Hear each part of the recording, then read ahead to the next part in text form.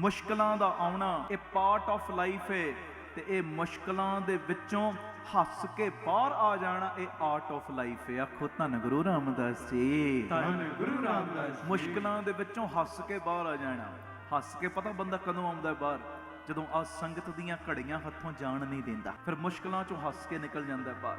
ਕਿਉਂਕਿ ਸੋਚ ਇੱਥੇ ਆਉਂਦੀ ਨਹੀਂ, ਦਿਮਾਗ ਤੇ ਬੋਝ ਪੈਂਦਾ ਹੀ ਨਹੀਂ, ਕਿਉਂਕਿ ਮੁਸ਼ਕਲਾਂ ਦੇਣ ਵਾਲਾ ਜਾਣੇ ਤੇ ਮੁਸ਼ਕਲਾਂ ਦਾ ਹੱਲ ਕਰਨ ਵਾਲਾ ਜਾਣੇ।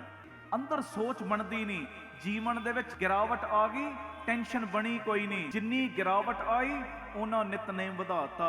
ਮਹਾਰਾਜ ਬਾਂਹ ਫੜ ਲਓ। ਜ਼ਿੰਦਗੀ ਦੇ ਵਿੱਚ ਨਿੱਕੀਆਂ ਮੋਟੀਆਂ ਤਕਲੀਫਾਂ ਜਿਹੜੀਆਂ ਵੀ ਆਉਂਦੀਆਂ ਨਾ, ਨਿੱਕੀਆਂ ਵੱਡੀਆਂ ਜੋ ਆ ਗਈਆਂ, ਇਹ ਆਉਂਦੀਆਂ ਹੀ ਰਹਿਣੀਆਂ ਨੇ। ਪਰ ਪਿਆਰਿਓ, ਇਹਨਾਂ ਮੁਸ਼ਕਲਾਂ ਦੇ ਵਿੱਚ ਆਪਣਾ ਨਿਤਨੇਮ ਨਾ ਛੱਡਿਓ, ਬਾਣੀ ਦਾ ਪਹਿਰਾ ਨਾ ਛੱਡਿਓ ਤੇ ਮੁਸ਼ਕਲਾਂ ਨੂੰ ਉੱਚੀ ਉੱਚੀ ਆਵਾਜ਼ ਮਾਰ ਕੇ ਕਹਿ ਦੇਣਾ, ਪਤਾ ਕੀ ਮੁਸ਼ਕਲੋ ਤੁਸੀਂ ਵੱਡੀਆਂ ਨਹੀਂ, ਮੇਰਾ ਗੁਰੂ ਰਾਮਦਾਸ ਬੜਾ ਵੱਡਾ ਹੈ।